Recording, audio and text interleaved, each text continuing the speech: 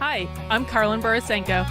In early 2020, I was the knitting Democrat who accidentally went viral on the internet for going to a Trump rally and then left the party. I became the conservative darling, was on all the shows, traveled around the country, and then realized that conservatives were no better than Democrats. If there's one thing that I've learned, it's that both political tribes are two sides of the same coin. But it wasn't all bad. On my journey, I became obsessed with understanding the woke ideology and the culture war. I broke the story of the city of Seattle doing segregated training with its employees. How bad has this stuff become? The city of Seattle has now put out, I'm not kidding you, this is according to Dr. Carolyn Borisenko, who's an organizational psychologist. The city of Seattle asked its white employees to voluntarily spend a day off in a training about their internalized racial superiority. I broke the story that led to the first ever federal lawsuit against critical race theory in the schools. I broke the Coke Be Less White story, one of the biggest anti-woke stories of all time. It got over 30 million views.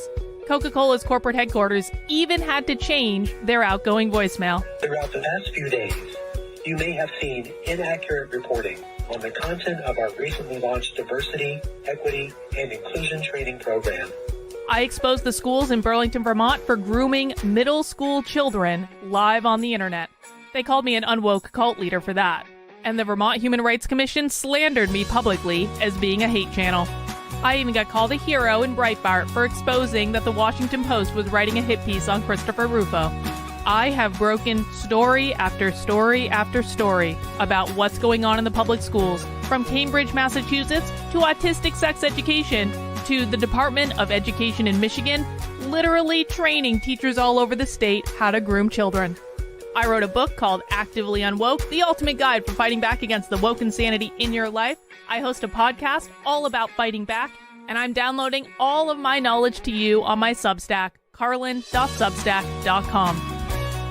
The world is a crazy place. We are literally surrounded by cults on all sides. On this show, we're going to do a deep dive into all aspects of the culture war, and I will show you the dark, dystopian underbellies on both sides. Here are the commitments I'll make to you. I will always tell you the truth. I will always bring you receipts. And if you stick with me, I promise you will see the world differently. Welcome to the cult. Please mount that like button for me and subscribe if you feel so inclined.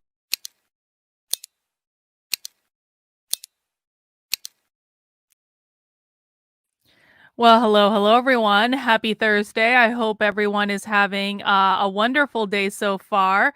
Welcome to the cult. This is a show I do Monday through Friday at 5 p.m. Of course, tomorrow coming up on Friday, we have happy hour.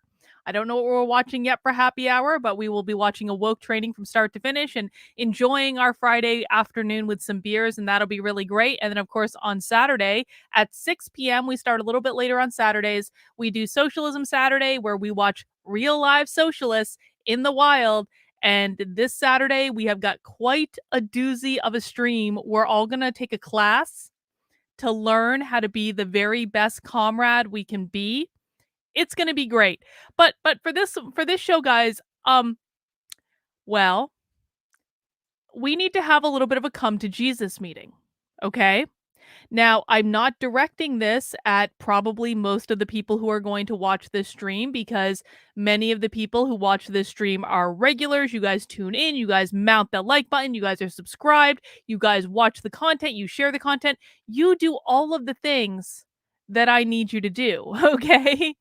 But we need to have a little bit of a come to Jesus meeting, because a couple weeks ago, I told people in no uncertain terms, as bluntly as I could possibly tell them, that if they did not start watching my content related to the schools, I was not going to do it anymore. And I told people I'm going to mix content together. I'm going to do some content that I think is basically, to be honest, just clickbait.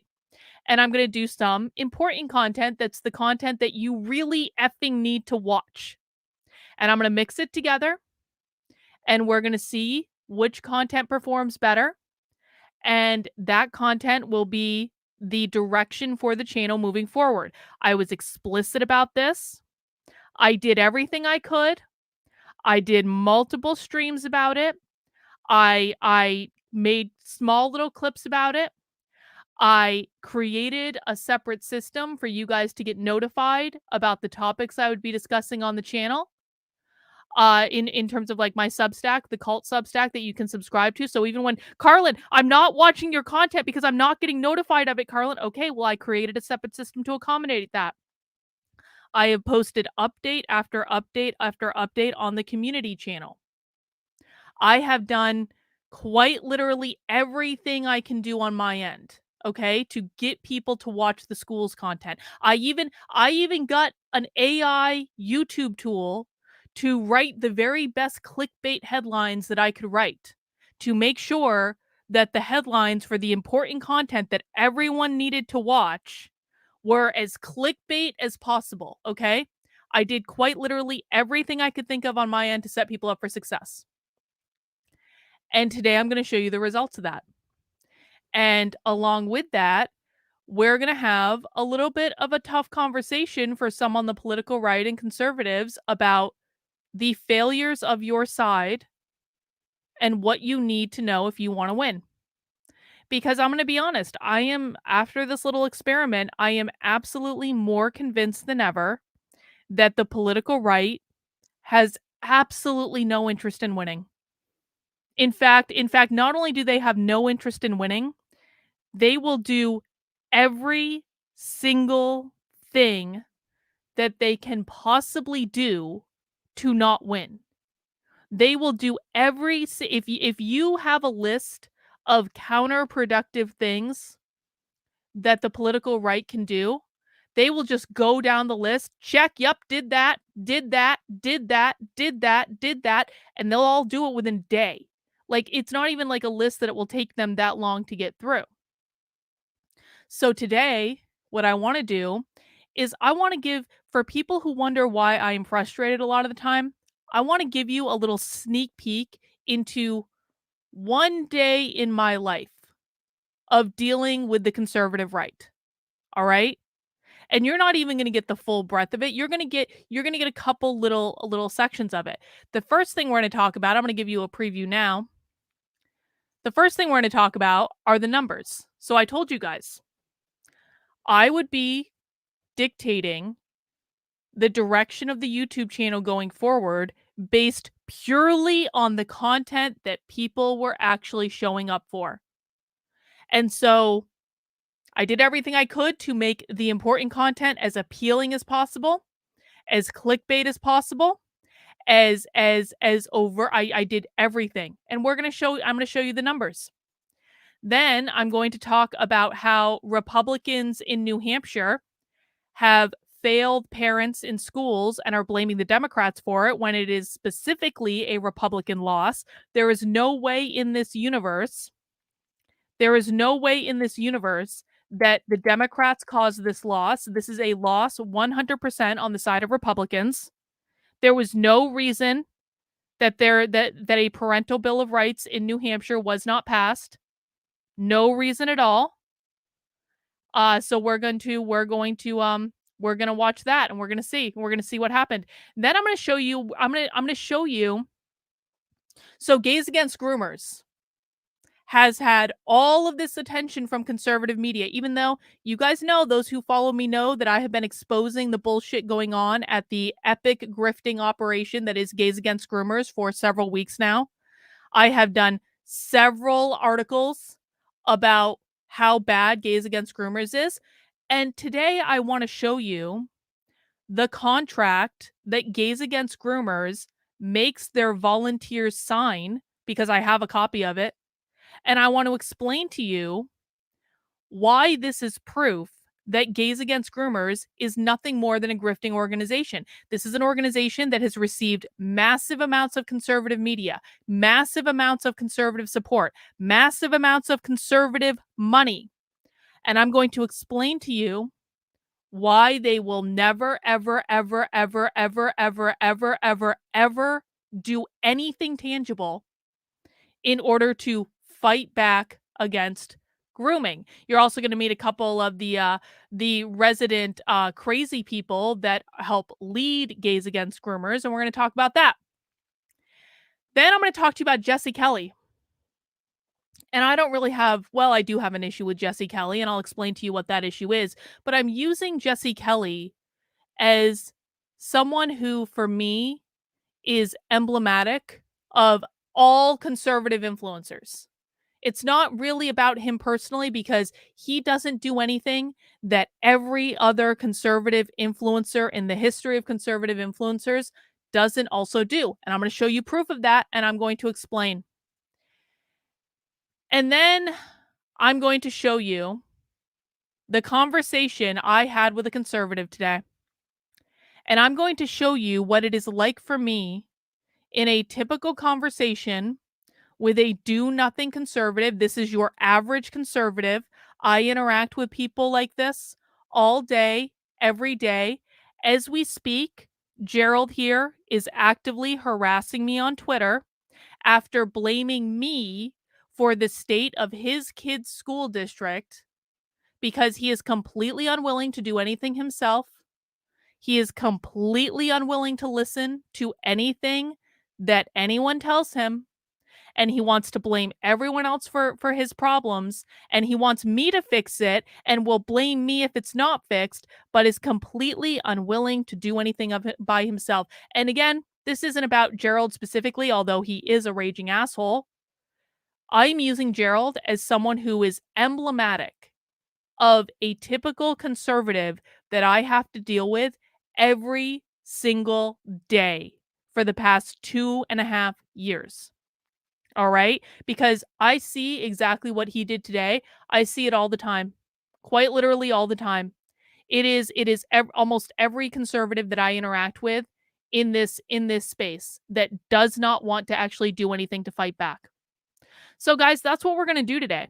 I'm going to show you evidence. I'm going to show you receipts. I'm going to explain to you exactly what it's like from my perspective, trying to get people to interact with this content, trying to get people to do something, really anything. I would quite literally take almost anything at this point. And I really want to explain to you exactly why this doesn't work and why this is no longer a good use of my time. And I'm going to tell you guys, if there are conservatives that are watching and you get in your fifis and you start reeing and complaining, how dare you do this? We're supposed to be fighting by that. Why are you labeling me? Why are you generalizing? I'm generalizing because this is what it's like for me every single day. Every single day. And if you don't want to face facts about the lack of efficacy on your own side, then you are exactly and precisely the type of conservative that I'm talking about. All right? This is meant as tough love. If you do not hear the things that I am telling you, and you do not listen, and you instead start to whine and complain and blame everyone but yourselves, then you deserve to lose. You deserve to lose badly. You deserve to have your kids transitioned. You deserve to have your kids taken away from you by the state if you refuse to let them transition. You deserve every single thing that the left will do to you and more because you had it handed to you on a silver platter and you refuse to do anything with it except whine and complain and blame every other person for your lack of action and your failures. I can't fix this problem.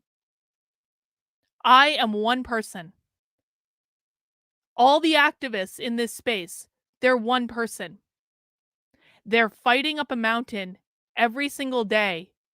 And while they're trying to do that, the conservative right is throwing rocks at them every single day and blaming, why aren't you up the mountain yet? Why aren't you up the mountain yet? Why aren't you up the mountain yet? Why are you up the mountain yet? As they're throwing fucking rocks at you, blaming you for not being on the top of the mountain when they are the ones that are causing the most problems in getting to the top of the fucking mountain. So I'm going to demonstrate to you what's happening. And what you do with that is your business. But what I'm going to do with it is change the direction of this YouTube channel going forward, to be quite honest. And let's start with that. Let's start with that because I told you guys a couple weeks ago that I was no longer going to make content about the schools if the numbers on the content that I'm making about the schools didn't come up. And I didn't ask for money. I didn't ask for any financial support. I did several streams talking about this. I did absolutely everything I could do to try to support you guys in giving you what you said you wanted. And not only have the numbers not come up, they've actually gone down. So I want to show you this. Queer math. Would you guys be offended to know that your children are being taught queer math in school? Well, only 164 of you seem to care enough to click on a video about it. Archie going trans, 217 people. Meghan Markle, over 1,000 views. Meghan Markle, 2,500 views. Queer biology, 527. Teaching kids to be queer. You know what? This one actually did okay. I mean, relatively speaking, about 1,000 views is about the max that I can expect on any given video about what's going on in the schools. We've got the socialism stuff. The socialism stuff, generally the clips don't perform at all. So those are actually pretty average for the socialism clips that I make. CNN, Caitlin Collins, 3,300 views. Trump, 4,000 views. The truth about schools and gender, under 1,000 views. How to protect your kids from gender ideology in the schools, 578 views. Anderson Cooper is a white supremacist, 4,000 views. The best part of Trump's CNN town hall, 23,000 views. The craziest woke teachers conference, hey, this actually did okay, 2,400 views, not so bad on that one. But how to find how they're teaching your kids social justice, 851 views. And I can go on and on and on about this. Where the clips that I am posting about the schools are just not performing, guys. They're just not. And I can only take so much of the excuses because I stream at a very consistent time every single day. I post clips every single day, almost every single day. People know that if they come to my channel, they're going to find new content. So I don't want to hear, we're not being notified. I don't want to hear, YouTube is suppressing the video. Because guess what, guys? If you come to my channel and you click on videos and you click on latest, they're going to come right up. You're not watching them in your in the subscriptions. You're not watching them when they're recommended because I can see the click-through rate when they're recommended. And you're choosing to click on Meghan Markle and Trump videos, but you're not choosing to click on the videos about the schools. I can see the numbers, guys. I don't want to hear YouTube is suppressing your content because I can see the numbers. I don't want to hear I'm not being notified because I've set up multiple systems to notify you. I really did try, guys. I tried. And it's not working. I begged, I pleaded, I said, please click on the videos when they're served to you. That didn't happen. Please like the videos when you're watching the streams. That didn't happen. Please comment on the videos. I promise you, if you click on the videos you claim to want and you like the videos you claim to want and you comment on the videos you claim to want and maybe even share them out, then you will get recommended more videos. I promise you. And it didn't work. So, you've told me what you want. And what you want is rah Trump and royal gossip. And some socialism. We're still going to do socialism. But I cannot continue to rationalize continuing to create this content, spending as much time as I do on this content, and doing everything that I have done to try to get you guys to watch the content if you're just hell bent on not watching the content. And then some people say, well, Carl, I can't watch it. It's just too hard to watch it. It's just too hard. Okay. Well, then I don't want to watch it either, you know, because I have to watch it in order to talk about it. I have to watch it several times over in order to clip it. I mean, how much do you want me to do that you're unwilling to do yourself?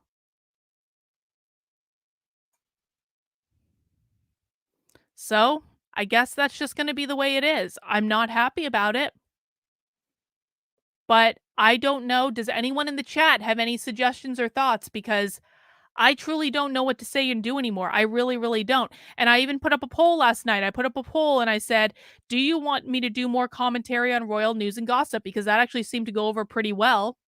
And no, 74% of people don't want me doing more stuff on that. But when I post, okay, well, if you don't want me doing more royal news and gossip, do you want to watch this video about queer biology, or do you want to watch this video about queer math? Do you want to watch any of this stuff that's the important stuff that you keep saying that you want and but you won't click on, you won't interact with? And again, there are no clicks, there are no interactions. How am I supposed to judge this, guys? Truly. How am I supposed to judge this?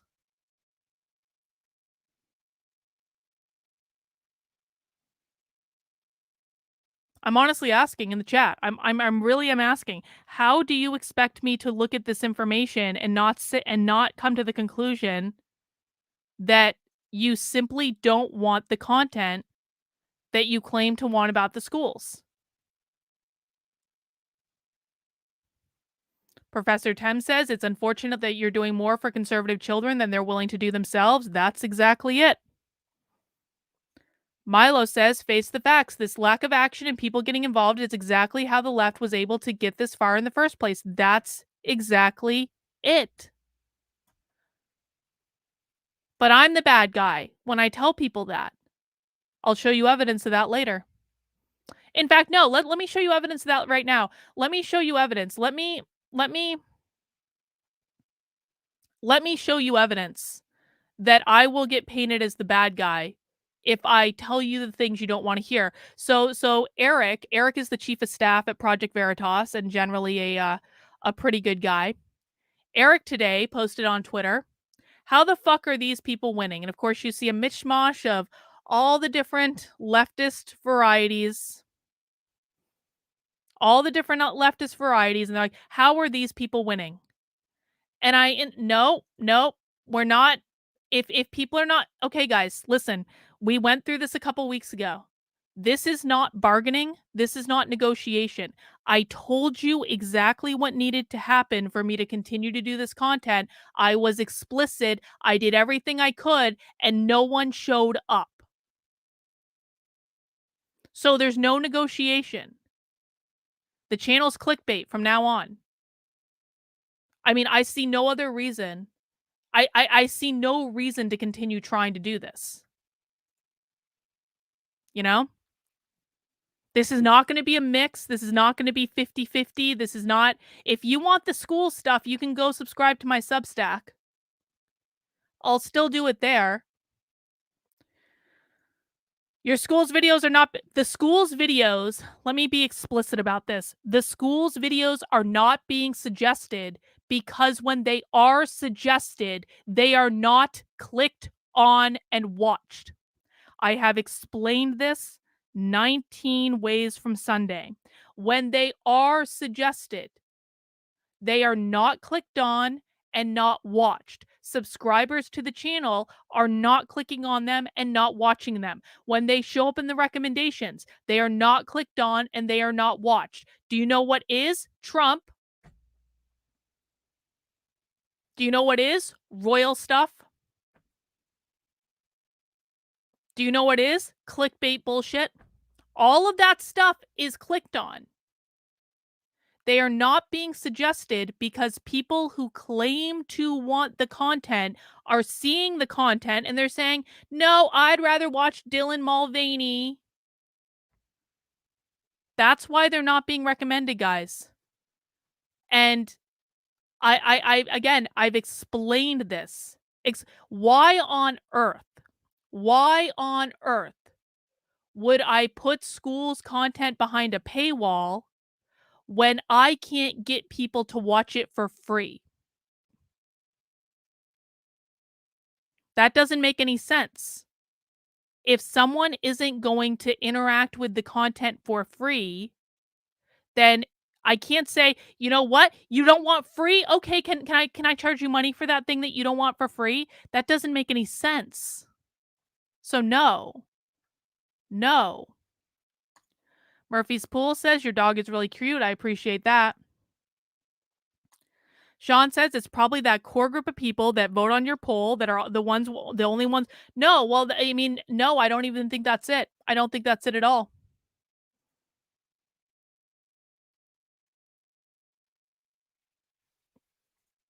Reagan says, guys, Carlin put this through a SWOT analysis exercise to evaluate the state of her channel, and it's looking like there are a lot of weaknesses and threats based on audience behavior. We didn't show up. That's exactly right. And I'm sorry, because there are some of you that do show up. Sadly, there are simply not enough. Simply not enough.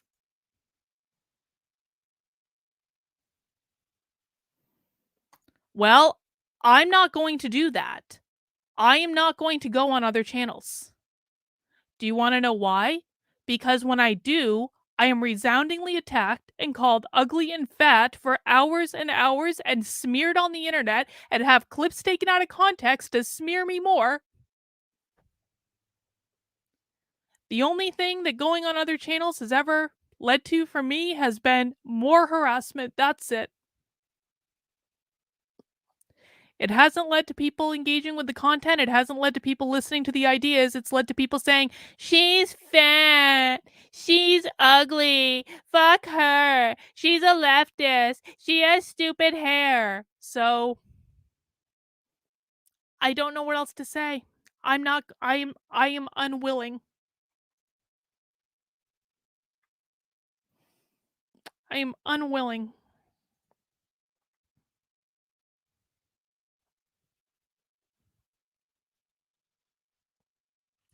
So let me show you an example of this, because this is a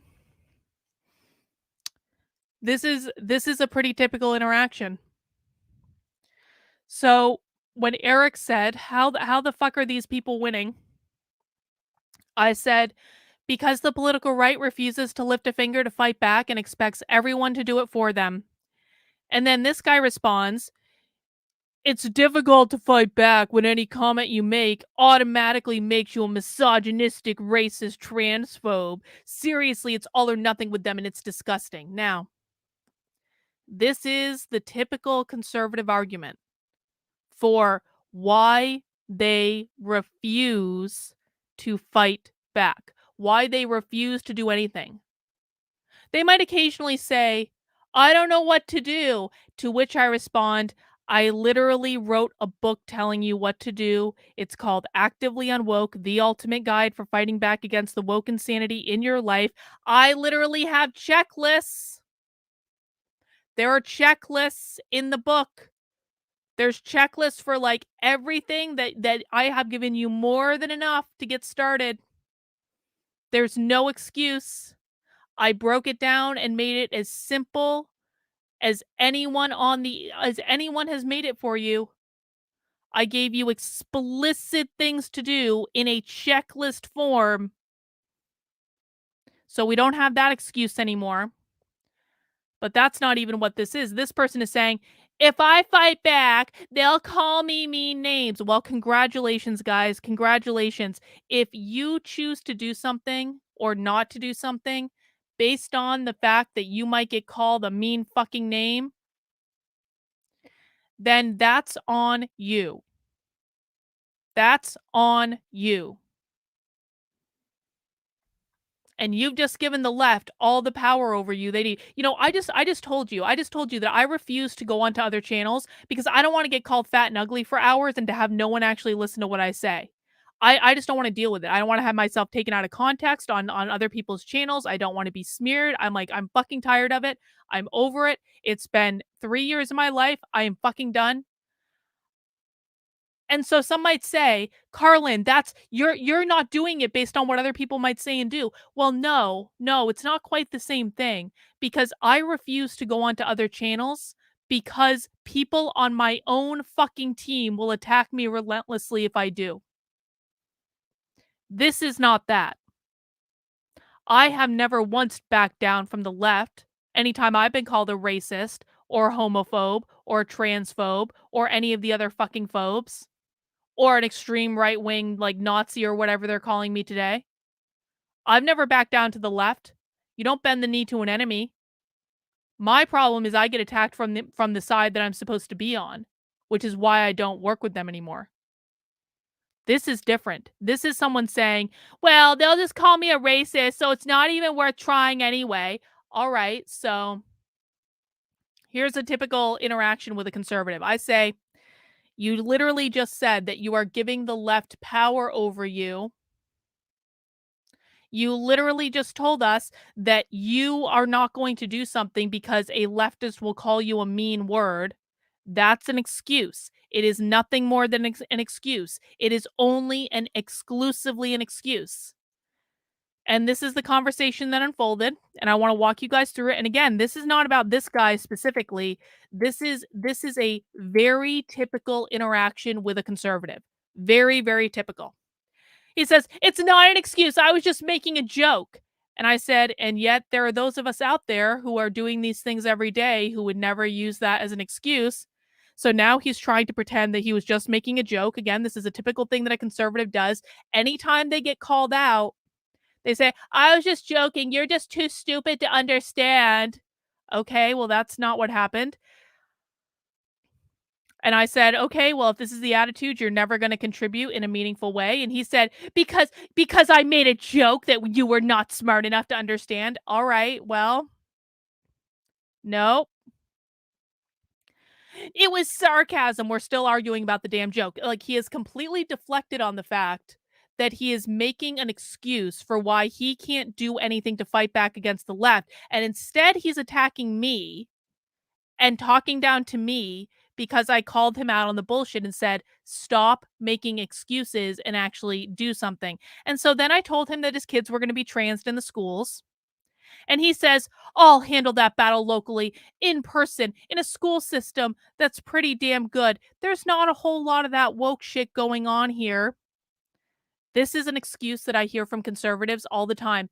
"I'm in a red state and my school district is fine and nothing is going on there." Well, the problem is this guy's in Oklahoma. And do you know how I know that this shit is all over Oklahoma schools? This stuff that this guy refuses to watch, refuses to interact with, refuses to have any meaningful conversation about because he's making excuses that he doesn't want to be called a racist and a misogynist if he does. This is all over the schools in the state that he lives in, and I know that because I know activists working in that state. But he's like, "Nope, don't need to worry about it." And I said, "You're one of the people that's gonna get hit the worst, and you won't see it coming because you are not listening." "I'm listening. My daughter will be transitioned to a man because I make excuses." And then he called me a clown. And I said, "Yeah, that quite literally happens every day." And it does happen every day, guys. Do you know how many people in so-called conservative school districts have had their kids transitioned by the schools before they ever knew anything was going on? Sam says, "I live in Tulsa and the schools are woke as hell because of the last superintendent." That's right. James Jones says, "I came to Iowa from Oklahoma. He's refusing to see what's right in front of him." That's right. And again, this is every single day for me for different conservatives, not just this asshole. Every single one. So he said, "Don't get me wrong, I'm against indoctrination and BS stuff all day long. We have some aligning opinions, but you're sounding a little too extreme for me." there's anti-government, and then there's blowing up a federal building. So now, because I have tried to tell him that his child will be transed by the schools if he doesn't start listening, now he has called me a terrorist. This is a conservative.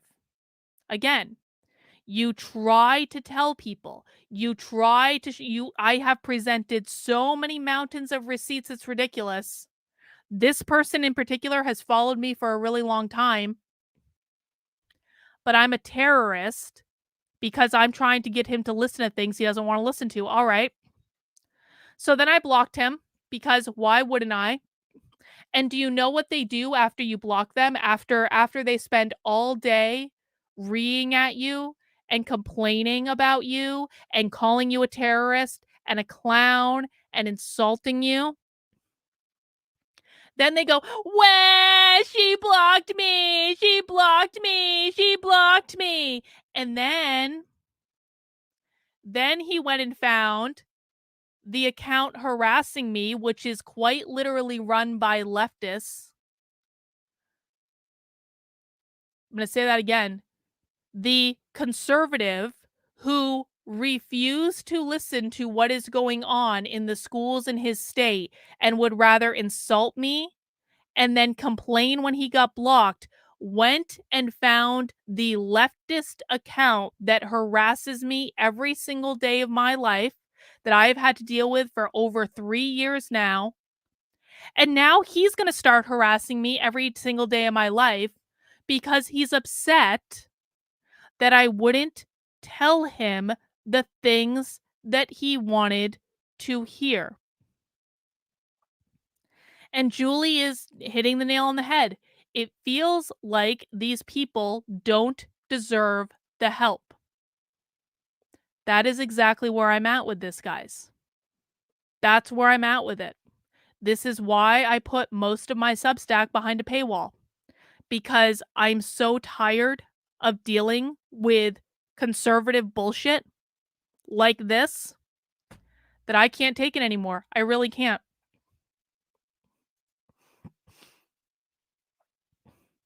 The Brainstem account is an account actively harassing me every single day of my life, has doxed me on multiple occasions, has doxed my friends on multiple occasions, has done more to fuck up my life than most things. The Philosophists don't cast too many pearls before them swine, Dr. K. Well, I'm trying not to. So this is an example, guys. This is one example. Oh, and when I said I unblocked him because he's about to get his ass blocked again, I unblocked him to show you guys what he's doing. He, of course, decided to call me a bitch and is probably now whining in his feed. Let's just take a look. Let's just take a look at the whining. This is real time. I have no idea what we're going to find. Yep. He's talking to people harassing me. This is him harassing me. This is all people harassing me that he's interacting with right now. You see? This is quite literally every single day. Oh, look there. Oh, there, he's posting one of the smear videos that they made about me that I have to put up with all the time. Because sometimes I yell on the internet and they wait for those moments. They wait for those specific moments. This is a conservative, guys. I deal with this shit every day. Holy fuck, she's awful. Oh, yep, still going. Still going. So why don't we just take care of this situation and block him now? There we go. But the reason I showed you that is because this is quite literally every single day with different conservatives. And I want people to see this. I want you to understand what the challenge is with your own side. I am not the only ones that experience this, guys. This is pretty much every single activist that I know experiences stuff exactly like this. And it is people like this that cause people to quit. I interact with far more conservatives like this than I do people who are actually interested in learning or using the information that's given to them, or going to a school board meeting, or giving a speech, or FOIA-ing information from a school district. I interact with far more conservatives like this than I interact with people who are actually willing to do anything. And that's why, going back to Eric's question earlier, oh, going back to Eric's question earlier, how the fuck are these people winning? This is why. This is why. It's so depressing, and it's so maddening, and it's frustrating, and it is a constant black pill experience.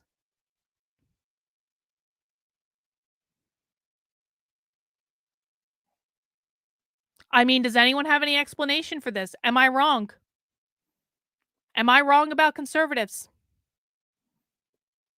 Do you know why these people win and conservatives lose? Because these people, even though they look crazy, they are planning and strategizing every single day. They, as much as infighting as they have, and they do have infighting, they don't have half of the problems that the political right has. Brian says, and I agree with this, honestly, as far as I'm concerned, the right isn't worth saving anymore. I agree.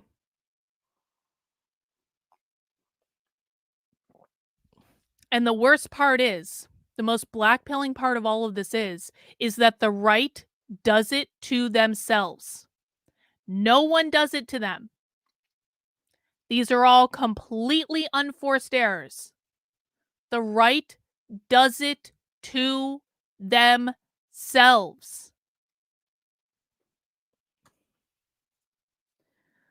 Let's just get rid of all these tweets on my feed. We don't want this asshole around anymore.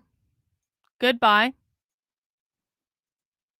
Let's talk about this. We're going to go in reverse order, I guess. That's what we're doing. Let's talk about Jesse Kelly, right? Because Jesse Kelly, big time influencer, this tweet has 1.4 million views, over 638,000 followers. Anyone fans of Jesse Kelly? Now, I want to be really clear. This again is not something that I'm not actually like, what I'm about to say about Jesse Kelly is true of pretty much every conservative influencer that there is. We're going to just have real talk right now, guys. Jesse Kelly tweeted today, I talked to Scott Pressler today and found out he isn't even paid. My word. Democrats find a way to pay every miscreant who puts in work for them.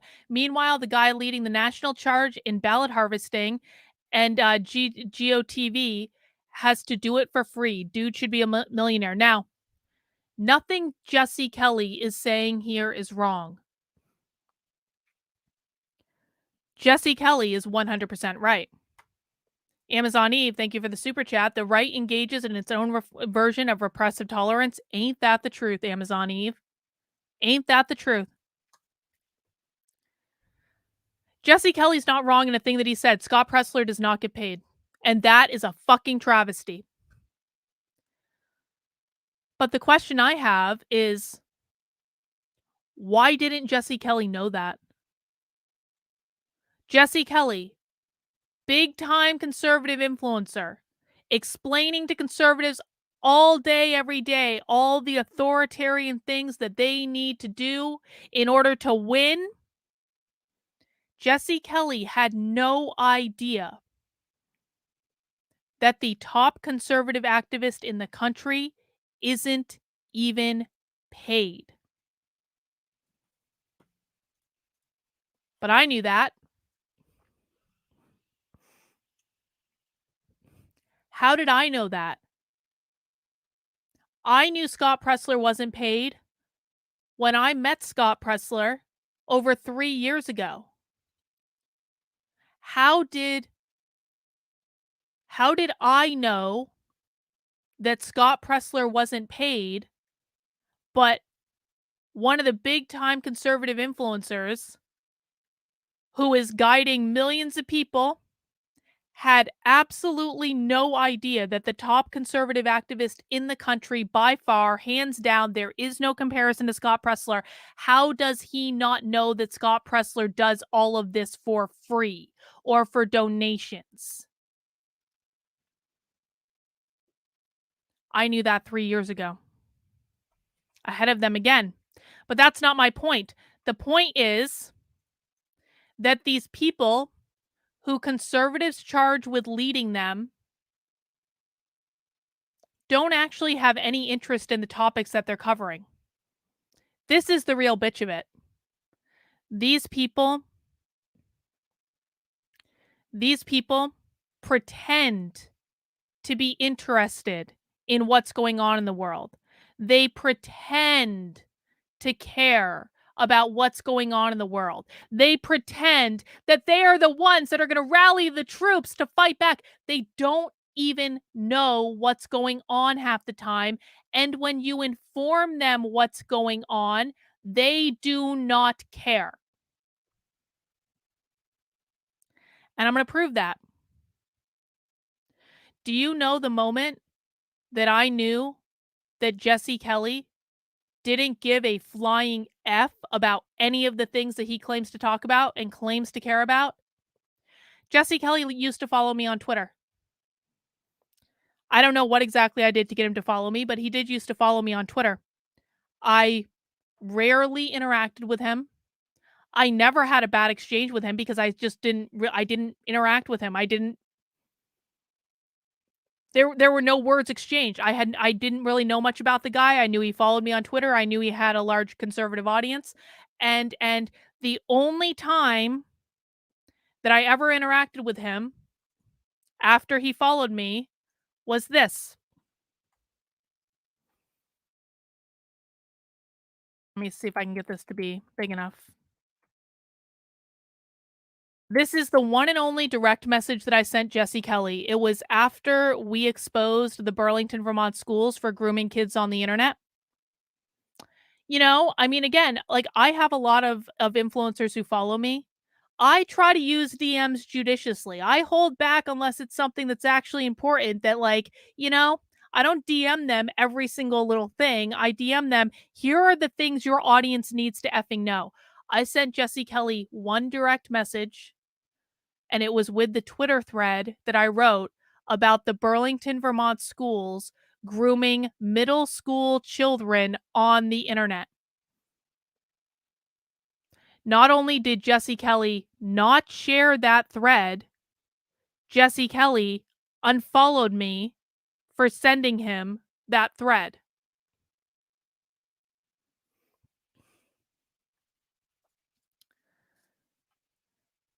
Now, this might seem like a silly thing to think to complain about, right? An influencer unfollowed me, like who really cares? And I generally agree. Who really cares? The point I'm making is that these are issues that people like him claim to care about. And I have people in my feed all the time. Carlin, have you connected with it? Why don't you send it to the Blaze? Why don't you send it to the Daily Wire? Why don't you send it to Jesse Kelly? Why don't you send it to Project Veritas? Actually, Project Veritas is okay. We'll put Project Veritas is all right. Okay, Project Veritas is like not. Why don't you send it to James O'Keefe? James O'Keefe is a different story than Project Veritas. Why don't you get in touch with these influencers, Carlin? Why don't you tell them what's going on? I mean, I've heard this a million times, right? With the school stuff. Carlin, why don't you just tell them? I do. Or I did. I did. And most of the time, when I tell influencers about this stuff or media organizations, I don't even do it anymore with the expectation that they're actually going to cover it. I don't do it with that expectation at all. because they never do. They will cover bullshit that their friends send them that doesn't even mean anything, that is just like that is just clickbait bullshit. They will cover that because it comes from their friends. Here's how it works, guys. All of these influencers, well, not all of them, a lot of them are friends, and they only share each other's content, or they look for things that go viral on Twitter and they'll share that. But the important stuff, the stuff that actually matters, the stuff I have tried like hell to get people to watch. I mean, maybe the influencers are onto something. They know that people don't really care about grooming in the schools.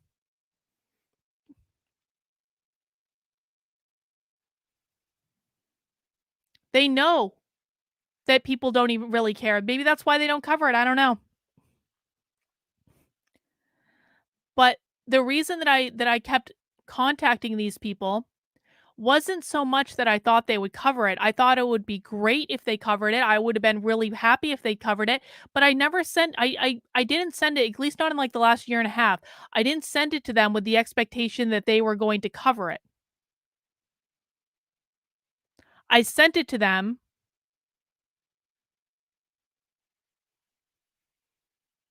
I sent it to them to show that they wouldn't.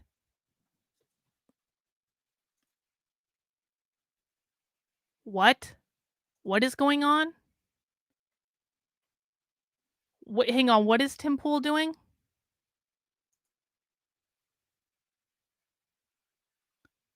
Nah, that's not real. Come on. That's not real. Anyway,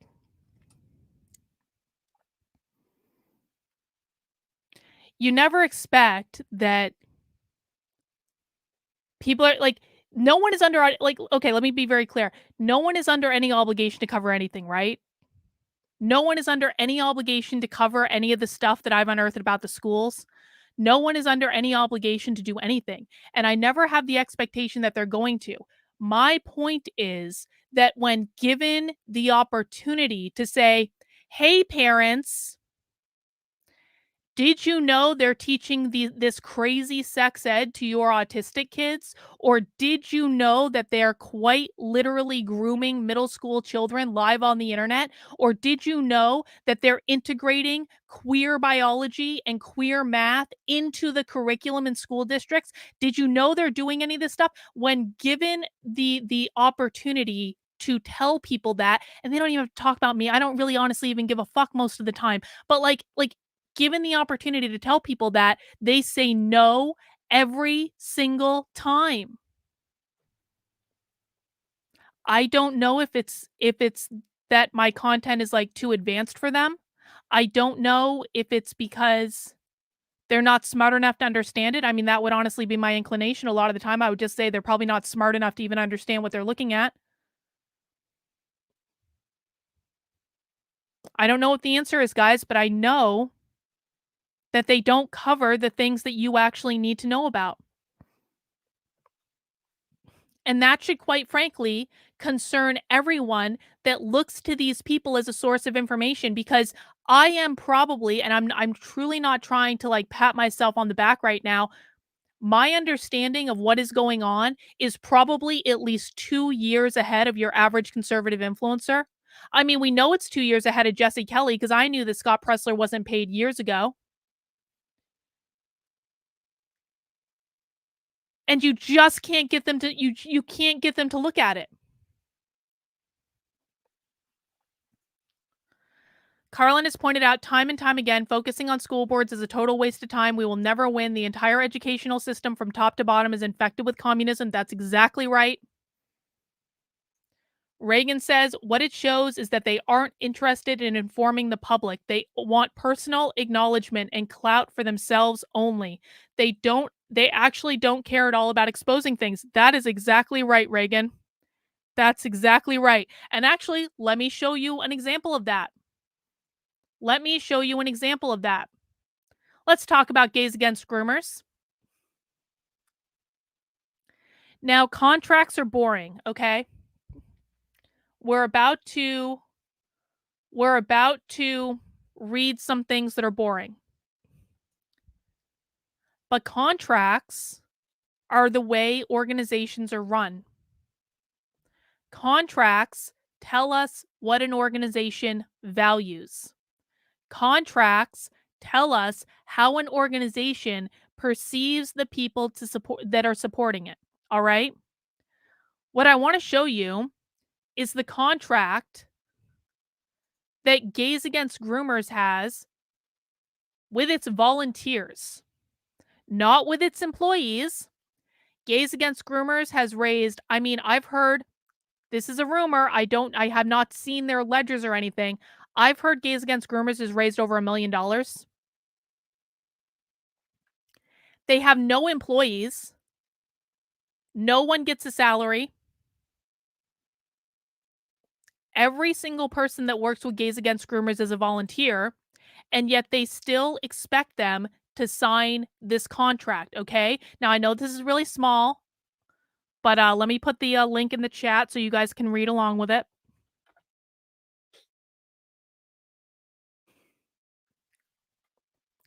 Oh, Charlie Kirk is not an activist. Let's hang on. Hang on. Charlie Kirk is not an activist. Charlie Kirk is an entertainer on a good day.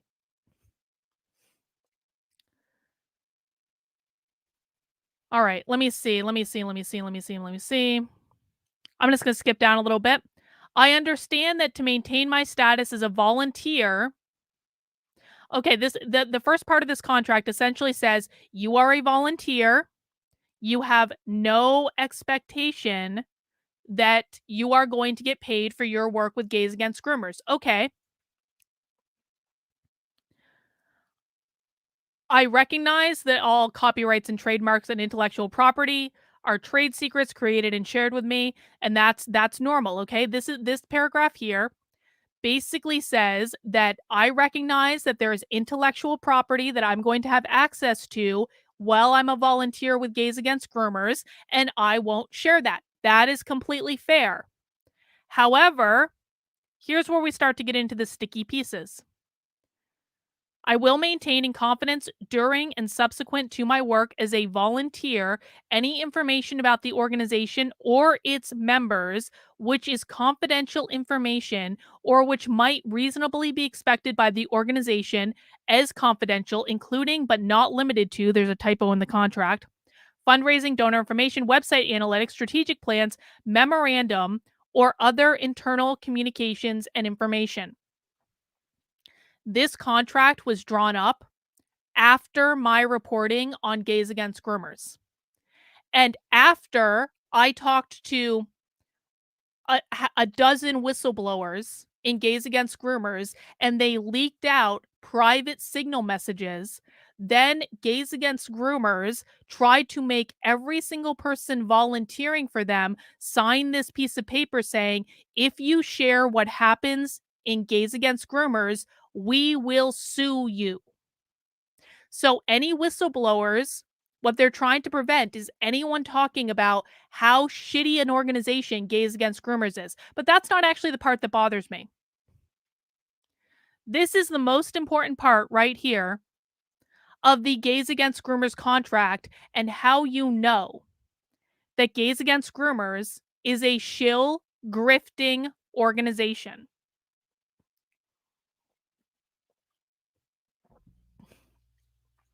I am not a volunteer with Gays Against Groomers, nor have I ever signed an agreement with Gays Against Groomers. So no, they can't sue me for shit. Nice try.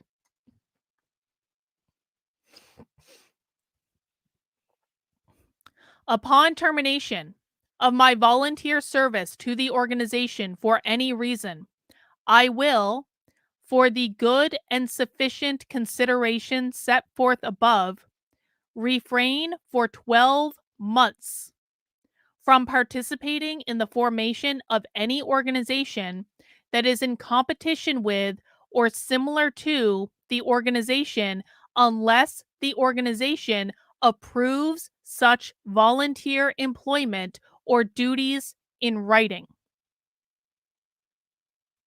This isn't an NDA. This is not an NDA. This is a contract that says if you leave Gays Against Groomers, you cannot go and do activism with another organization. And if you do go do activism with another organization for 12 months after you leave Gays Against Groomers, then we will sue you. Let's think about that for a second. Gays Against Groomers doesn't want any competition in the space to fight grooming. Gays Against Groomers wants to be the only organization in the anti-woke space that is fighting grooming. And if someone goes to volunteer for Gays Against Groomers in any capacity, volunteer, not a paid role, volunteer, and Gays Against Groomers fires you or you choose to leave, they want you to not be able to go work with any other organization that is fighting grooming. Let me ask you guys this. Is fighting grooming, like, is there a limit to how many people and how many organizations can fight grooming?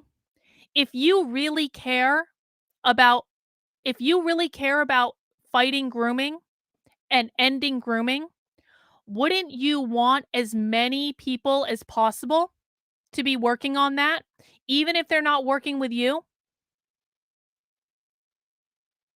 Why don't they want people who are interested in working on fighting grooming to be doing exactly that? Let me give you another example. There are big time influencers that have signed on with Gays Against Groomers. People like, I know Buck Angel used to work with them. I don't think Buck Angel works with them anymore. Ariel Scarcella, Blair White.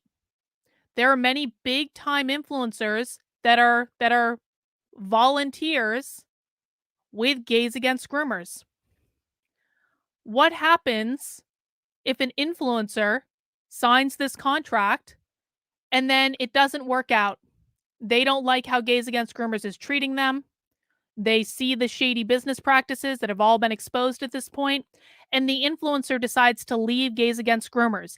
This contract would prevent that influencer from going and advocating for any other organization that's fighting grooming unless they had Gays Against Groomers explicit permission to do so. Exactly. Gays Against Groomers wants a monopoly on the money and the power of being the biggest and best organization to fight grooming. And they don't care if that means that less people are fighting grooming, as long as they are fighting grooming and they are getting paid to fight grooming and they are getting all the publicity for fighting grooming and they are the number one grooming organization in the world, or anti-grooming organization in the world, as it were. These people don't care about this issue. Jamie Mitchell, who is the CEO of Gays Against Groomers, does not care about ending grooming.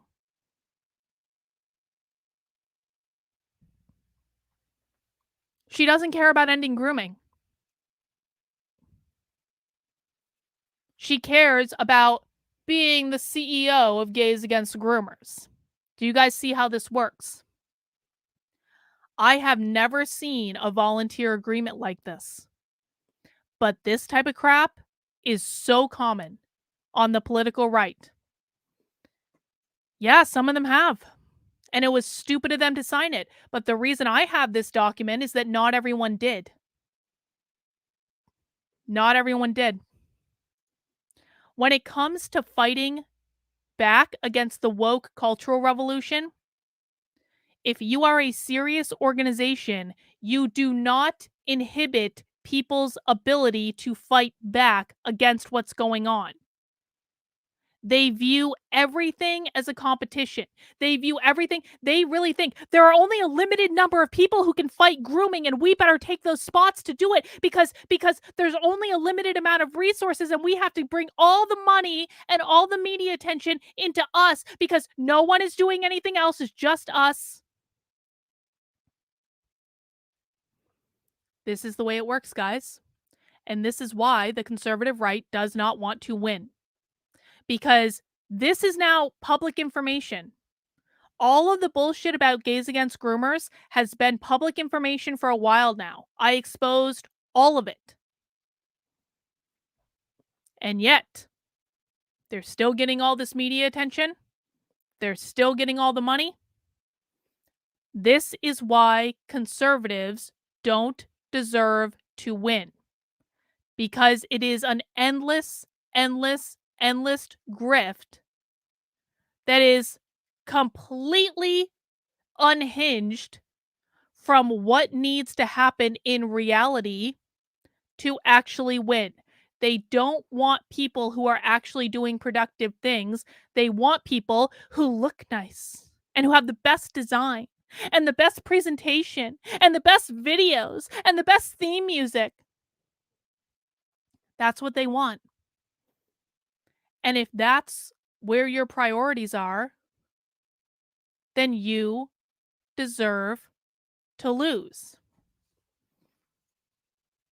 So let's see. Let's see what it's like at Gays Against Groomers right now. I just want to show you this quick video. These are two of the people who work at Gays Against Groomers. By the way, the video that we're going to watch, these two women have harassed me endlessly on Twitter for being fat. You're going to see why that's ironic in a second. I'm way too fat and ugly for these two dykes. And they call themselves dykes, by the way. They call themselves that, so I'm not using it as a slur. I'm literally using their language. Let's listen. Oh, why isn't the sound playing? All the people who've left Gays Against Groomers. All the people who've left Gays Against Groomers. Why has that happened? That is none of your business. No comment about that. No. Are you still in touch with Mario and your colleagues? No, not in touch with them, or no comment. That's none of your business, honestly. Okay. Whether we are or whether we're not, it doesn't really make any difference. I'm surprised they weren't here. All the people who've left Gays Against Groomers. Why is that? This blonde woman is the Associate Director of Communication for Gays Against Groomers. And she's being asked, what about all that upheaval at Gays Against Groomers? And her answer from the associate or assistant or whatever her title, the something director of communication, is, that's just none of your business. This person also tried to get the now former head of chapters, either former head of chapters or the former executive director, I forget which one. This one also tried to get Gays Against Groomers to forge a letter for her probation officer. I have the receipts on that, by the way. Anyway, let's watch the second video. The Gays Against Groomers issue, was it about fundraising and the way that Jamie spent the money? No, not about that. Not about that. Those internal problems had nothing to do with money. So I don't know where you guys are getting all this shit to spew, but it's not true. Just make up shit. No, I'm not making up shit. I would too if I were in your shoes. I'm just. You have a bunch of disgruntled employees crying about a former employer. That's it. That's it. Were people employed? I always thought of you as volunteers. Well, no, that's a figure of speech. Nobody's actually employed. Nobody's Right. getting paid. We're all volunteers. Right. But we also have a code of conduct. And people And no broke one that code follows. of conduct. Yes. It's nobody's business what happened with people who were within that side of the organization. I'm telling you right now, you can stop asking. It is nobody's business what happened with inside internal organization. You don't have to worry about it. I mean, If it it's was my something- job to ask you, If it was, actually. if it was something that they wanted to speak about, they would have spoken about it. Have you guys gained? And these guys are the people that are going to save us from grooming. The organization that all the conservatives support, that the media will cover all their stuff any day of the week. But will they cover actual grooming in schools? No. Do you guys understand why we have to have this conversation about all of the ways that the conservative right shoots itself in its own foot? Did anyone watch those videos and think this is a completely professional organization? I absolutely have faith and confidence that this is the organization that's going to save us all.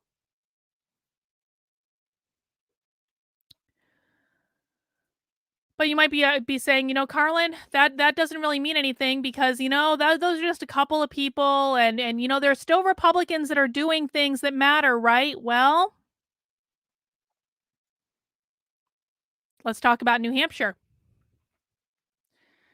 Now, I really stopped involving myself in politics in New Hampshire last year, midway through last year sometime, because I was just so disgusted by everything. I was like, I can't even take this anymore. Let me explain to you how incompetent the Republican Party is. Now, admittedly, this is just the New Hampshire Republican Party, but there has been a parental bill of rights that came up in the state legislature in New Hampshire.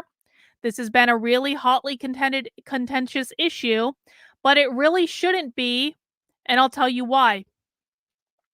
Republicans control the New Hampshire House of Representatives. Republicans control the New Hampshire Senate, and our governor, who is probably going to run for president, is a Republican. So Republicans in New Hampshire quite literally control everything. Every level of government. Okay? So when a parental bill of rights comes up in the state legislature, you would think that this would be a no-brainer, right? And let me actually even show you even more how bad it was. Corey DeAngelis tweeted this out earlier today, and this is from a New Hampshire state representative, Tommy Hoyt, who is a Democrat. This is how bad the Democrats are on this issue, where Tommy got an email from one of his constituents saying, I want you to pass the parental bill of rights without amendment.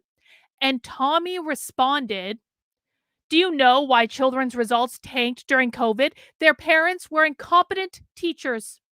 Do your children a favor. Let the teachers teach and shut up. You're clearly no professional. This is how Democrats respond to voters in New Hampshire who are asking them to pass a parental bill of rights. This is within the context of every layer of government in New Hampshire being quite literally controlled by Republicans. So, did the parental bill of rights pass, do you think? Do you think they were able to get that one thing across the finish line? The one thing that parents probably care about more than anything else? The one thing that would actually give parents some sort of power within the public school system? Do you think New Hampshire Republicans were able to do that one thing? No. Of course they weren't. Of course they weren't. And not only were Republicans completely inept to be able to pass one effing piece of legislation, as soon as it failed, because not enough Republicans showed up to vote for it, as soon as it failed, the New Hampshire GOP put out a press release blaming Democrats. Because it's never their fault. It is never the Republicans' fault when they completely drop the ball on something. It is always someone else's fault that they themselves failed.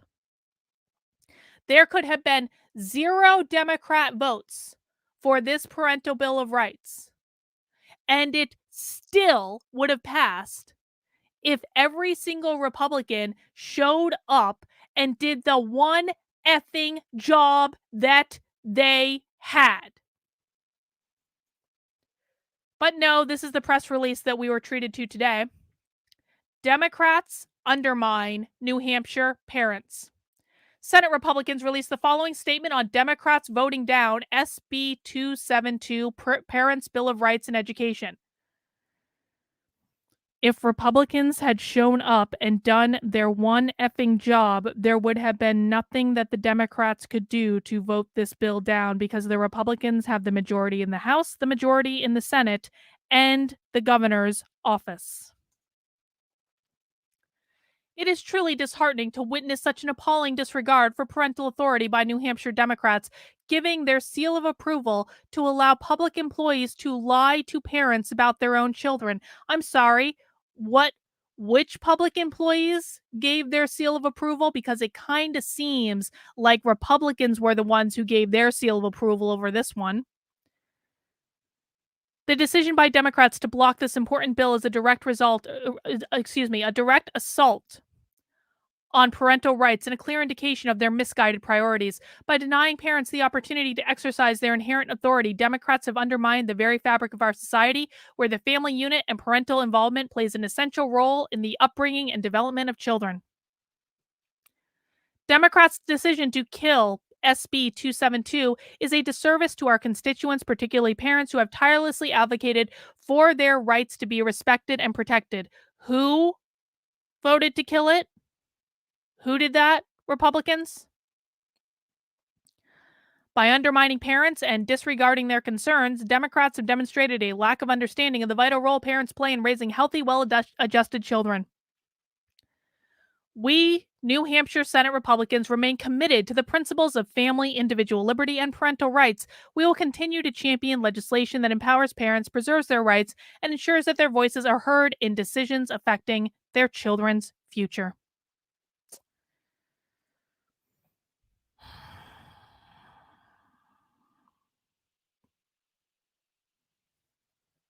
It's all theater. This is theater. This is a group of people who don't want to be helped. So I'm at a loss, guys. I'm at a loss. It seems to me that on every single level, from normal, average conservatives who will not listen and will not look at information when you hand it to them on a silver platter, who will insult you and harass you to within an inch of your sanity if you try to tell them what's going on, who will name call and smear, who will refuse to do the bare minimum of clicking on a link and watching something that's given to them. You've got average people that are refusing to do anything. You have organizations that are claiming to be the protectors of children that are just grifting and basically taking your money to give you a t-shirt so that you feel good that you did something to end grooming today. You have influencers that are making millions and millions and millions of dollars of your money that are not even remotely hinged in to what is actually going on in their own space. And your own political party can't even be bothered to show up to vote on the issue that they claim is the most important issue in the world. How am I supposed to interpret this? How am I supposed to interpret it? I'm a woman with a YouTube channel and a Substack, and a couple other community platforms. I can't fix this problem. And every time I talk about this problem, I get smeared for it. So what would you do if you were in my shoes and you had this YouTube channel that you knew you could get people to watch it if all you did was do raw Trump shit and gossipy pop culture stuff? I can rack up I promise you a metric ton of views, giving people exactly the grifter content that they want. Why should I do otherwise when people aren't watching the content that I've given them? Honestly, give me a reason. Jen says now they have a cause to keep on to the next election and the next election after that, and it's never going to get solved. That's exactly right.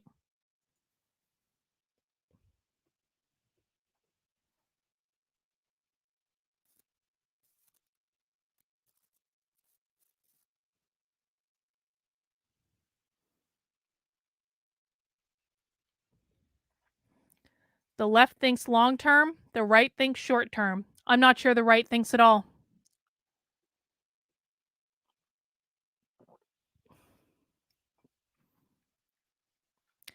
No, Katie, no, no, no, no, no, no, no, no, no. This is another excuse. This is another fucking excuse. Stop voting for them. If I tell you that guy's a rhino, don't fucking vote for them, here's the answer that you're going to give me, Katie. But I don't want the Democrat. I can't not vote for them, then the Democrat will win. And then you end up with rhinos. And nothing changes, and you wonder why, because you continue to vote for them even when they are awful candidates who are going to do nothing.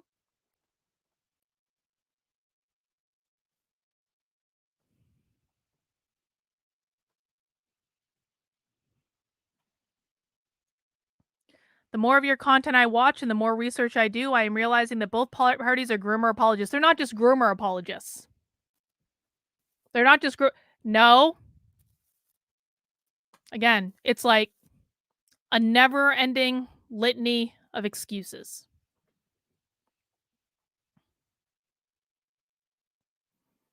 And I find it very depressing.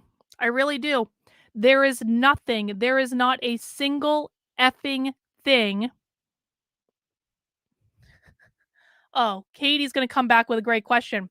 What do I think of Matt Walsh? I think Matt Walsh has stolen my work on more than one occasion and called it his own. And I think Matt Walsh has publicly smeared me on the internet on more than one occasion and supported leftists in doxing me. So I don't have good things to say about him, Katie.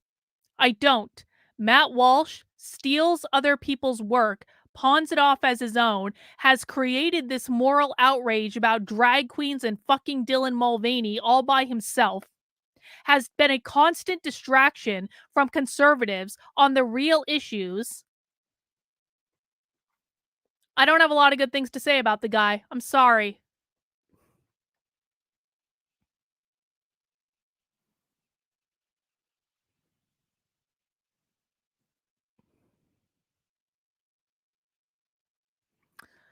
So,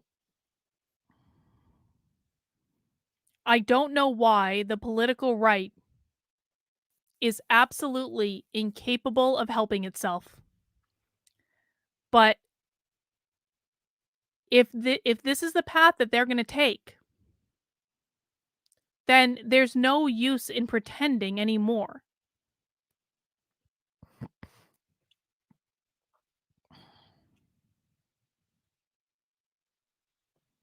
Does anyone have any other solutions or thoughts or things I haven't considered, honestly?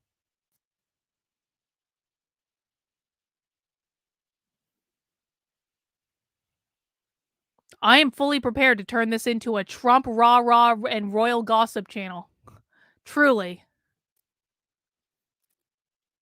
You want to talk about pop culture shit? We'll do that. Because I cannot, for the life of me, get traction in any other way. I can't do it.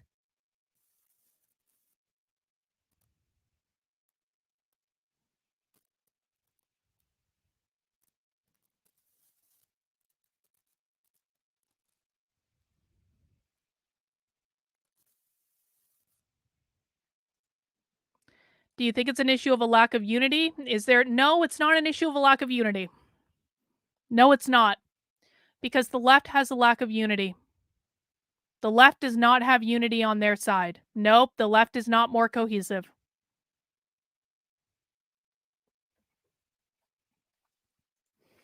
Ellen says, I think a lot of conservatives are LARPing at the world going to hell, but they don't actually want to commit to it. The stuff you've uncovered makes it real. Well, yeah. And that's the bitch of it, isn't it? Because we know what's actually going on in the world. And we know how bad the right is. But I can't.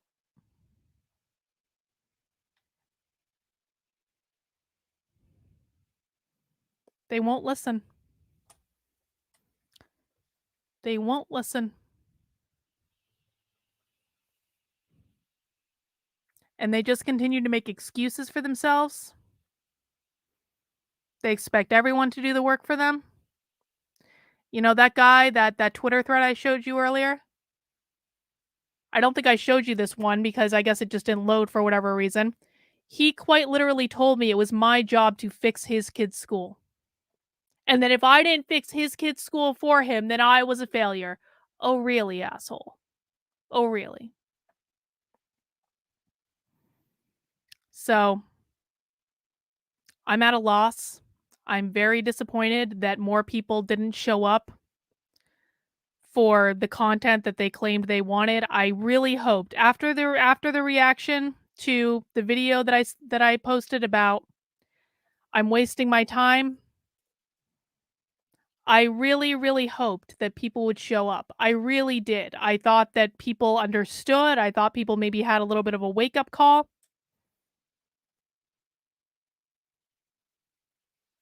but they didn't. They didn't. So I know what videos I need to make to get views. And now I'm kind of in the process of like wrapping my head around doing that type of content. I'm not happy about it.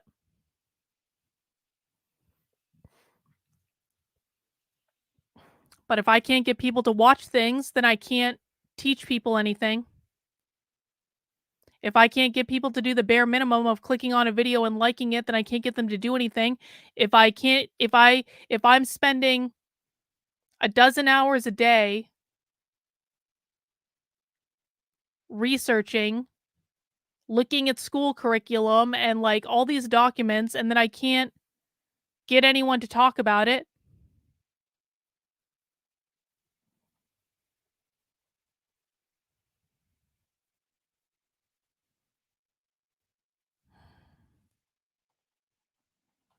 then I don't know what the point is. It's like and I have all these people saying, "Carlin, your work is so valuable. Your work is so valuable." Then why aren't you watching it? Then why aren't you liking it? Then why aren't you sharing it?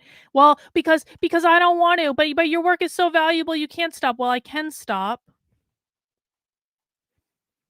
This is the point that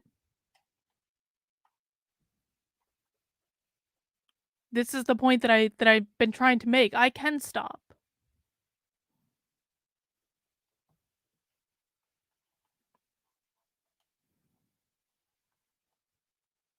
I very well can. Because if people are not bothering to watch the content that I'm making for them, then there's no point in continuing to make the content for them. I can rationalize it on my Substack at least. I'm making money on my Substack. People are subscribing to my Substack. People are, paying for it.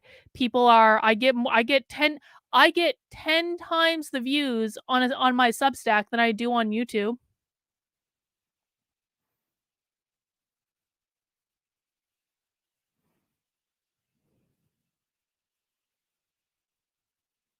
So I can rationalize that.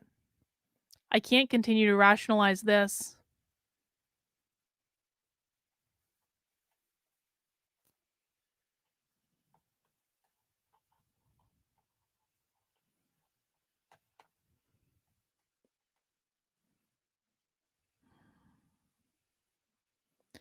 And what I really don't think that people on the right understand is, well, first off, you know, a lot of people have told me like, "Carlin, if you just stop doing it, then people are gonna miss you and they're gonna come to you when they need," and I'm like, "I don't know that that's fucking true, because they weren't watching in the first place."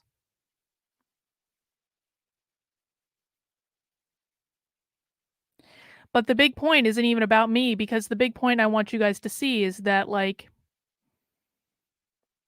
do you know how many activists have quit?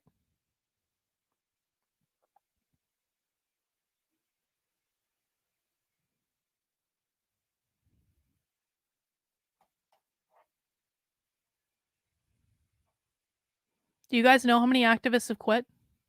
A lot. Do you know how many people you really had fighting on your side that weren't appreciated and weren't respected and weren't thanked and couldn't get people to donate $5 a month or whatever? And you know, I'm in a really advantageous position. I'm in a more advantageous position than most activists are. I'll tell you that right now.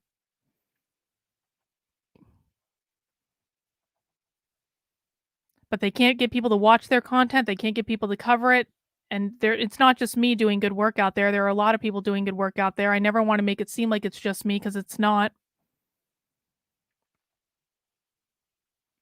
So they have to quit. They have to go get a real job. They have to go work for an organization that has a political, that has a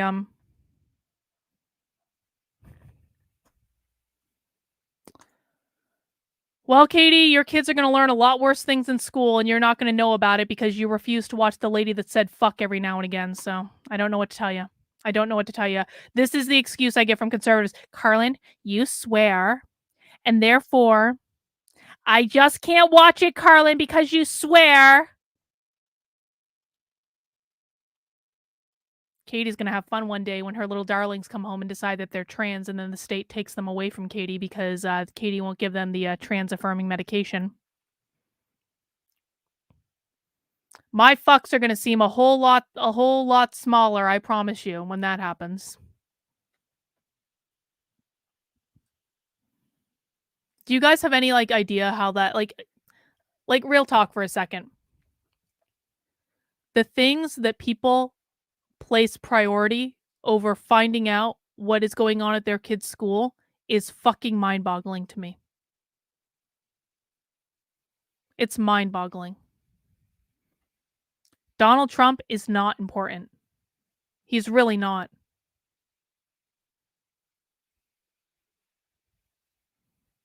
There is almost nothing that any of us can do in the entire presidential campaign except show up and vote in November 2024, and that is it. Or in the primary before that. The vast majority of us have two roles in this presidential election: vote in the primary and vote in the general, and that's it.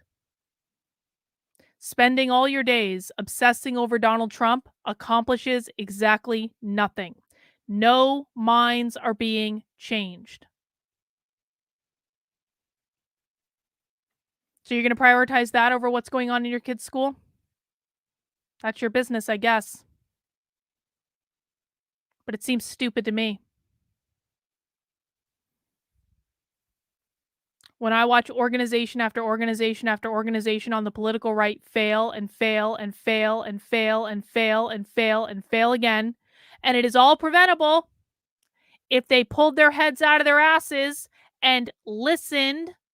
When I watch activist after activist after activist after activist after activist quit because they couldn't get people to support them.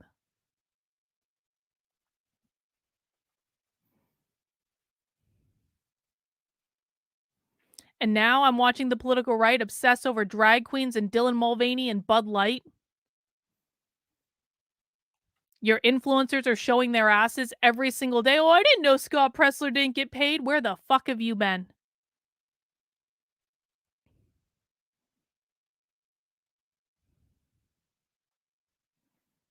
How Scott Pressler hasn't quit yet is mind-boggling to me. Mind-boggling. Well, Katie, then they're probably gonna get taken away by the state because there's state after state after state passing laws that says if you don't get your kids the gender affirming meds, then the state will take them away from you. And they don't even need any official order to do it. They only need a recommendation from a school psychologist. Congratulations.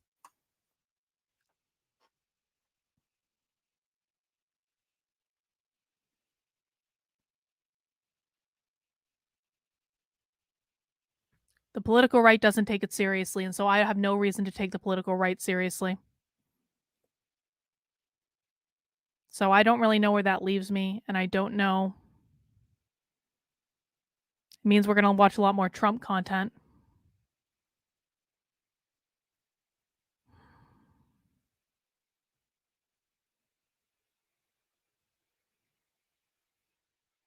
I don't know why people don't care about this.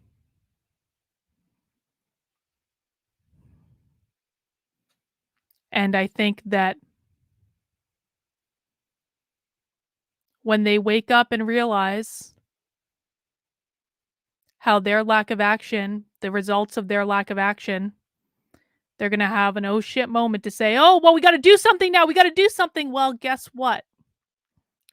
There will people screaming and begging and pleading for you to do something for years.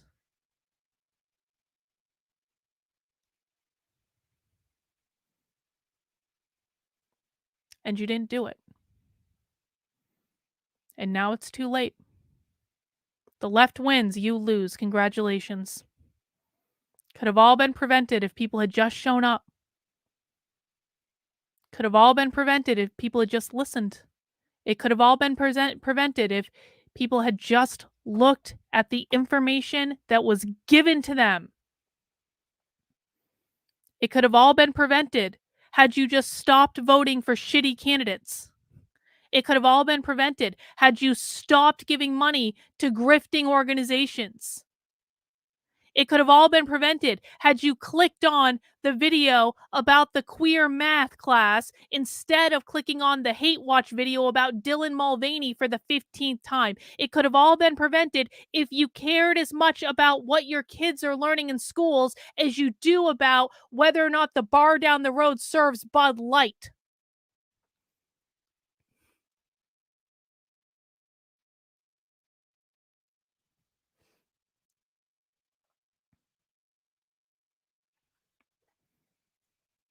The right takes it as seriously as the political commentators talking sweet nothings to them. People like the Daily Wire don't actually care about the world. It's all about the money. That's exactly right. That's exactly right. So, I'm sorry, guys. I wish it could have been different. I wish that maybe if I had just whispered the talking points that conservatives wanted to hear into their ears, it would be different. If I had just regurgitated the approved talking points that I was given, because it's made very clear to you what you can say and what you can't say, I'll tell you that. If I had just regurgitated the talking points, maybe conservatives would listen. But no, I chose to hold up a mirror to conservatives, and then they said, well, you're just a leftist with stupid hair, and you're fat and ugly too, and we don't want to listen to you.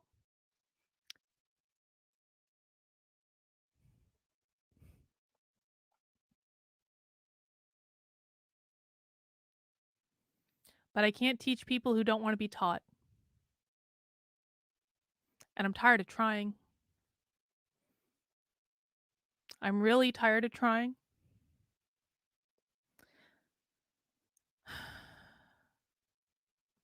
Because every single day when you try, you just get reminded of how fucked up it really is. Jennifer, thank you for becoming a member of the channel. I really do appreciate it.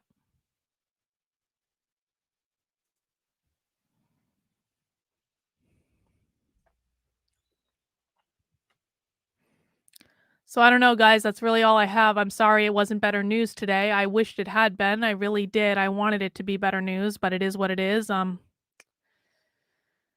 So, in all likelihood, we're going to see some changes coming to the channel in regards to content. We're probably going to be focusing more on stuff that people will watch rather than me trying to continue to force the square peg in the round hole. I still plan on doing happy hours on Fridays. I still plan on doing Socialism Saturday. I still plan on writing the content on my Substack. I'm not going to stop creating the content. I'm only going to do it for paying members though, and that's just going to be the way it goes. And you know, maybe we'll do more narcissism content, maybe we'll do more royal content, maybe we'll do more of just me commentating on the commentators bullshit. Like we can watch other creators and I can tell you how psychologically fucked up they all are because that always seems to do well.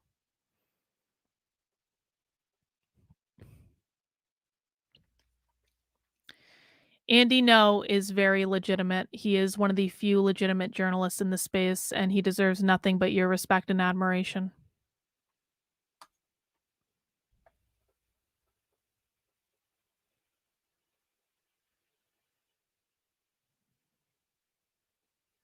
I mean, yeah, maybe we'll just do psychological analyses of analytices. I don't even know what the word is. Psychological analysis of the conservative grifters. That might be fun. That might allow me to get some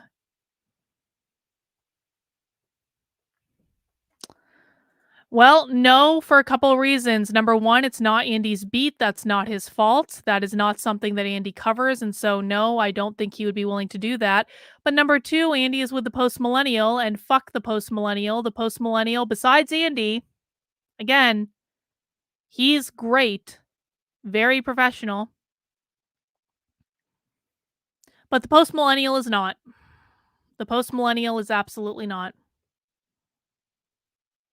And I'm not going to kiss their asses, and Libby Emmons can go fuck herself, is how I feel about that. Can I, like, okay, like, we're just talking now, right? We're just talking. What are people's theories about why conservatives choose these awful people to look up to? Honestly. How to spot a political grifter? They're all I mean, I'll show you how to spot a political grifter. Hang on. I'll show you right now. I will show you right now. Hang on one sec. I actually sent a tweet about it earlier.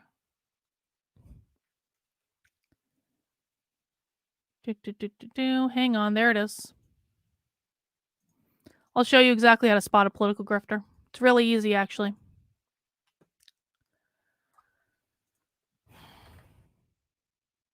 When it comes to your influencers, you start with the base assumption that none of them care about the things that they claim to care about. You then watch and see what actions they take to solve the problem, not what actions they take to exploit the problem for clicks and money, actions that they actually take to solve the problem. So let's take the example of Matt Walsh. Matt Walsh has exploited gender ideology to no end. What is a Woman was an exploitation of gender ideology. It changed zero minds or very few minds because What is a Woman was available behind a paywall for people who already agreed with it. Or, I mean, you could find it probably on Rumble, but guess what, guys? No one goes on Rumble if they're not conservative. Or like BitChute, which no one goes on if they're not on the alt-right. Like, What is a Woman was not watched by people who actually needed to see it. I never saw it because I'm not paying for it. Matt Walsh got famous on it, made a whole metric ton of money on it, did all sorts of stunts around it that got Matt Walsh more viewers and more money and more viewers and more money. This is what I'm talking about.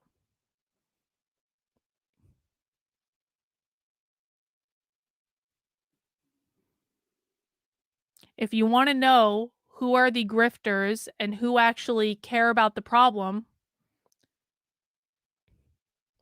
then you want to look at what influencers are taking action towards solving the problem. Those are the ones that you can trust. Talking about a problem is not the same as trying to solve a problem. Reagan's bringing up this analogy. There are 3 types of content creators on the internet. There are activists, there are entertainers, and there are grifters. Activists try to solve the problem. Entertainers may somewhat care about the problem, but really their goal is to exploit the problem for money. It's not to say they're saying things that they don't believe, because they do believe the things that they're saying, but the goal is not to solve the problem. The goal is to exploit the problem for money.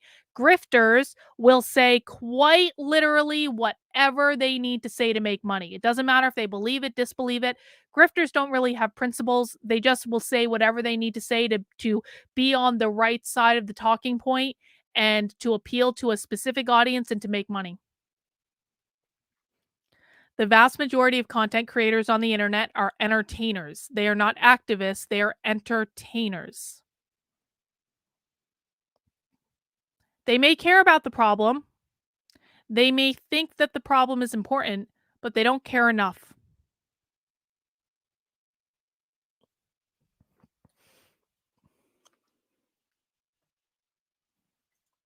I'm extremely socially liberal. You don't know where I stand on things, bro.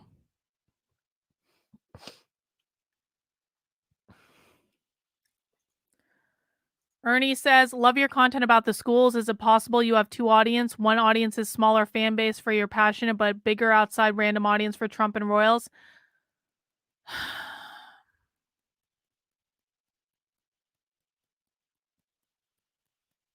Yeah, but the problem, Ernie, is that I can't.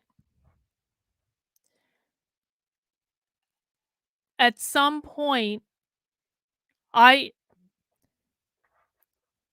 the content around the schools brings down the rest of the content on the channel.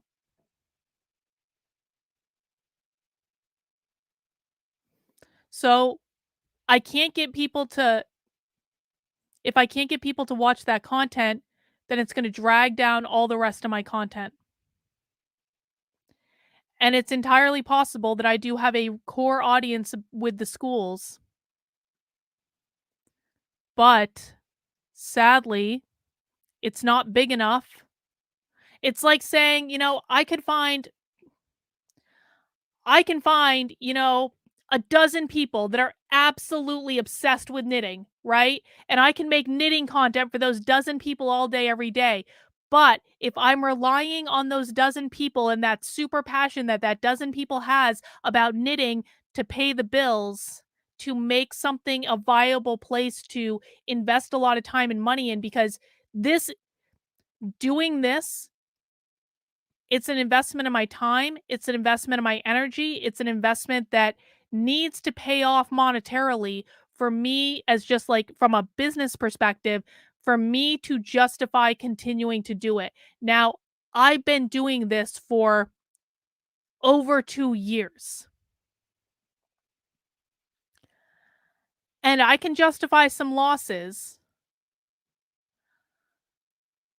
And that's fine, because I did it because I believed in the issue, and I was like, "Okay, I can balance it out with other things. I can do this, I can do that, I can do this, I can do that." But I don't have a big enough audience that is interested in the school stuff to continue to justify it. I feel like I really hung on as long as I could there, man. I hung on as long as I could.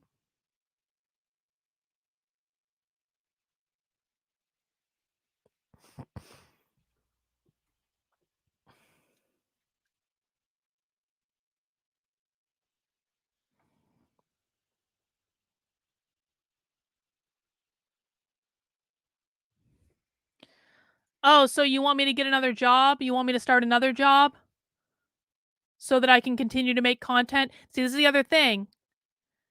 A lot of people seem to want me to spend more time working than I already spend so that I can create content that no one is watching.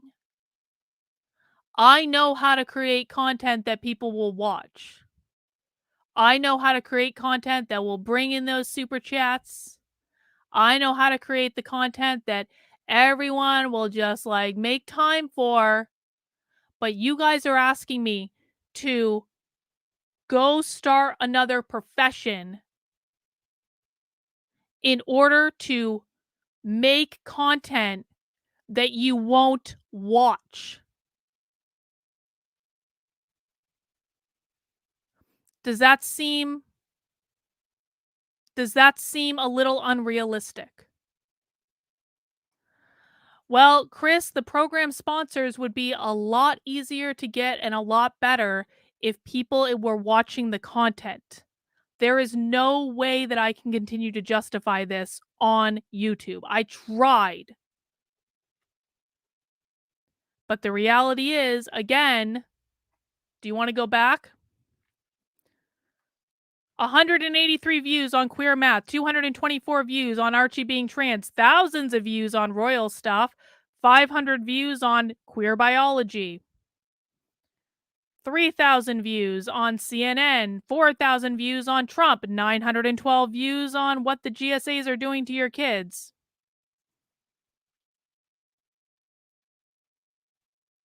I can't.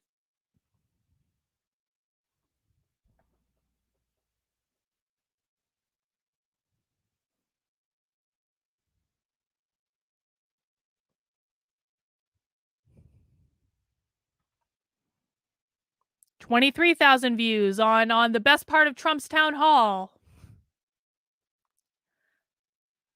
I can't.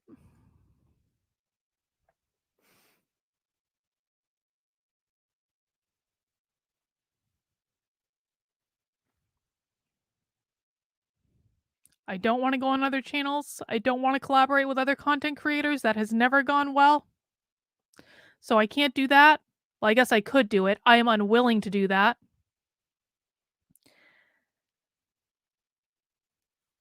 And the only way that I can teach people anything is to get them to actually watch the fucking content. And so if I have to watch clickbait bullshit in order to get people to watch, in order to teach them something, that's just it. I don't have school I don't have a school channel. I don't have a school content channel. I do plan to continue to write things on Substack. But I don't, as of right now, I don't know what would be the point in continuing to do.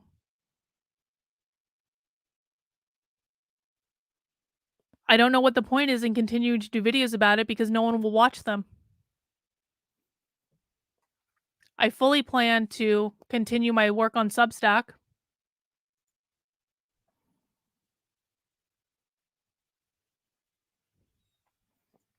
In the SWAT, it is the audience not showing up that is the threat under the framework. It's outside of my control. That's exactly it. That's exactly it.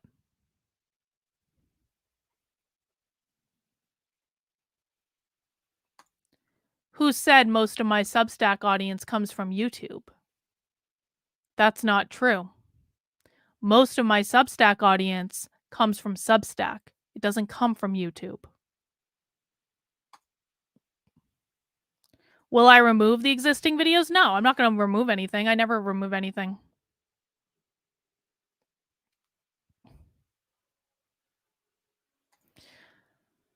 So,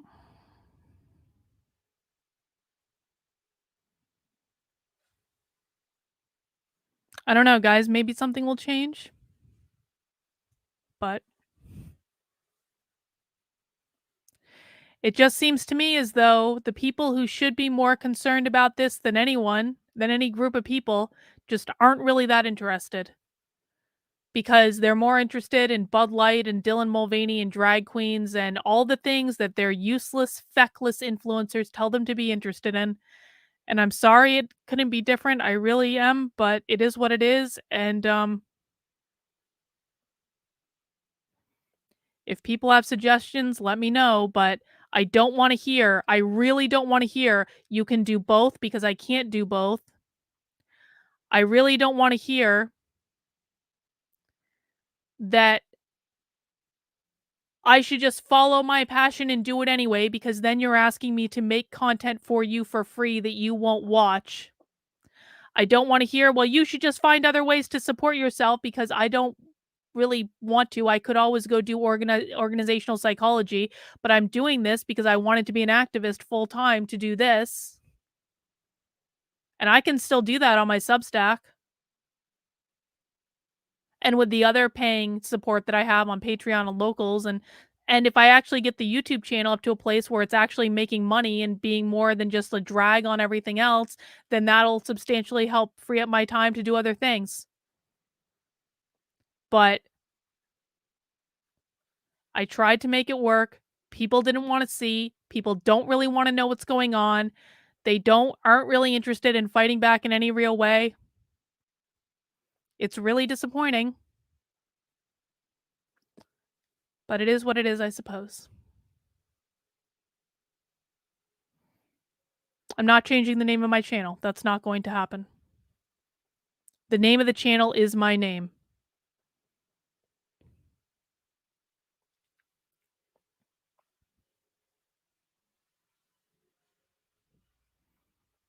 Let me see.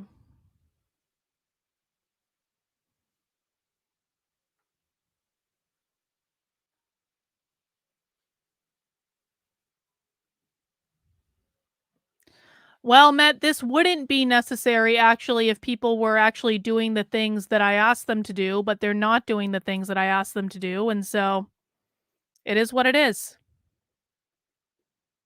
It is not within my control. Anyway, guys, I got a class that I'm teaching at 8 o'clock, so I'm gonna go and do my final prep for that.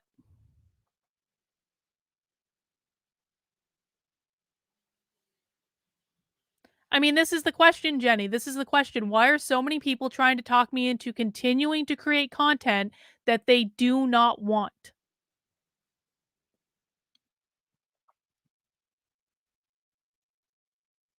This is the most perplexing thing of all to me. You're not obligated to watch any content.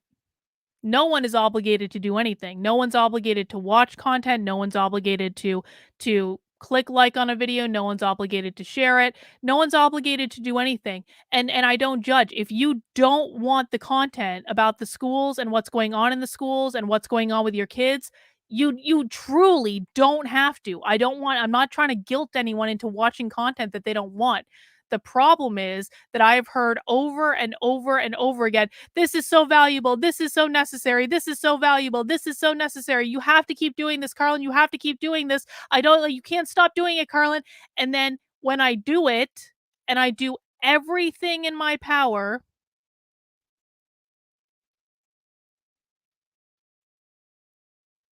to make it as accessible as possible, to make it as available as possible, it doesn't work.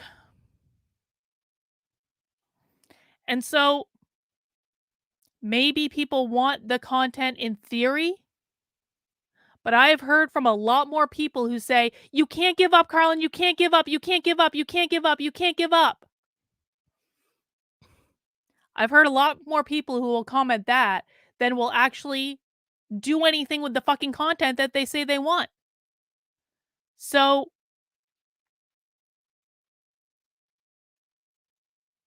someone's lying.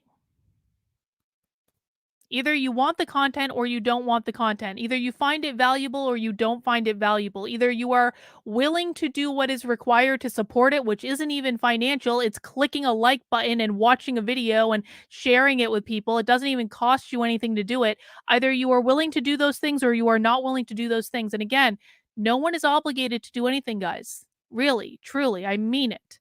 If you would rather watch Dylan Mulvaney and hate watch them for the 8,000th time, that is up to you, man. Follow your bless. I don't really care. But don't say to me to my face, you have to keep doing it. It's so valuable. You have to keep doing it. It's so valuable. And then when you get served the video that I stayed up until 2 a.m. making a clip of, just for you, because you said, I'm not going to watch the 2-hour video, Carlin, but I'll watch 3 minutes. So okay, here's a 3-minute clip. And when you get served that video and you're like, Dylan Mulvaney, then you don't really want the content, and it's fine not to want it, but don't fucking lie. Just don't fucking lie.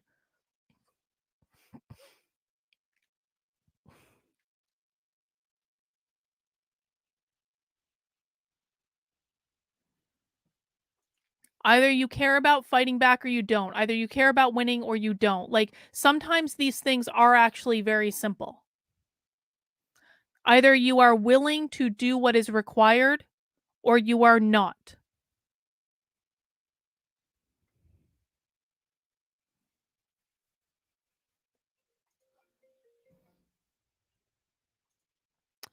Well, there is clearly an audience for the school's content. No, there's not. And those who do are vocal, but I guess it's not enough people.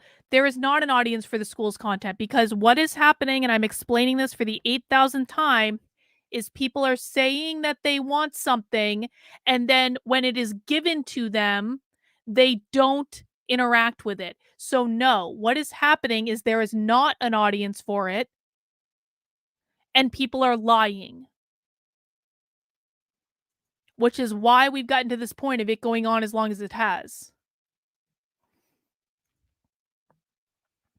Talking someone into continuing something that isn't productive because it makes you feel better is something people need to quit doing, quit placating because you honestly because honesty makes you uncomfortable. That's exactly right.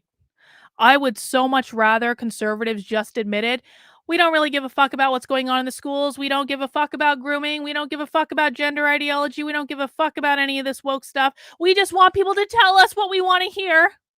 I would pay so much money if conservatives would just stop lying and would just say, "We just want people to say our talking points. That's all we want. We just want people who leave the left to say our talking points and to agree with us and to pat us on the head and tell us we're good boys and girls. That's all we really want, Carlin, is we just want to hear those talking points. That's all we really want. It's all we care about." I wish people were just more honest because, I mean, that's obviously what's going on. It always has been.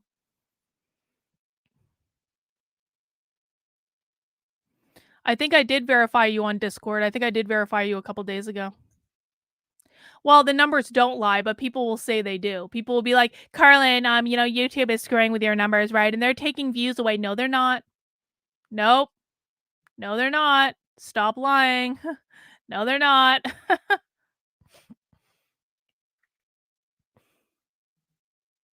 Anyway. This is really the yeah, exactly, Val. People are saying one thing and doing another. Conservatives are lazy cunts. They really are. They complain and wait for a savior in the next election, and then they vote for horrible candidates in that next election because they say, "But we can't vote for the Democrat, even if this person's a rhino and they've never done anything and they're never going to do anything. We can't vote for the Democrat." And then they wonder why things just keep getting worse and worse and worse and worse and worse.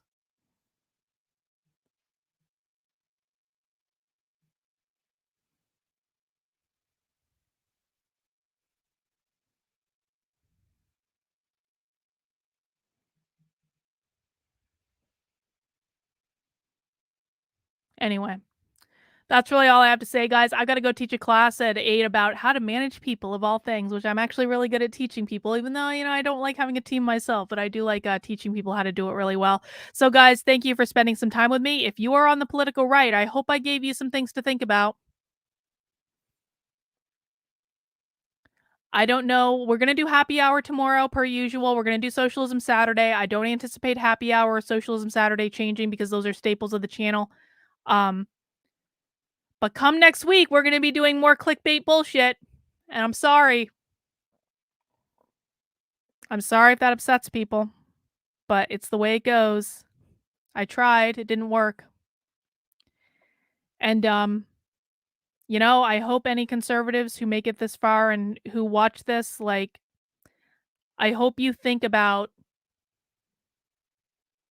what you're actually focusing on and what you actually care about and what you actually want to see accomplished in the world because your base sucks, your influencers suck, your organizations suck, and the Republican Party sucks. At every single level, conservatives are setting themselves up to lose. And until they start making changes, there is nothing that can be done. The left will win. We are on the long, slow descent into socialism. There is nothing we can do to stop it because no one is doing what is required to change it. And the people who are showing up just aren't doing it in the numbers that we need, and they aren't doing the things that are required to win. And I wish I could wave a magic wand and change it, but I can't. And so it goes. So it goes. But I'm not going to carry this weight on my shoulders any longer. I tried, it didn't work. We got to do something else. So, guys, that is all I have for today. Thank you for spending some time with me. Take care. We'll see you soon.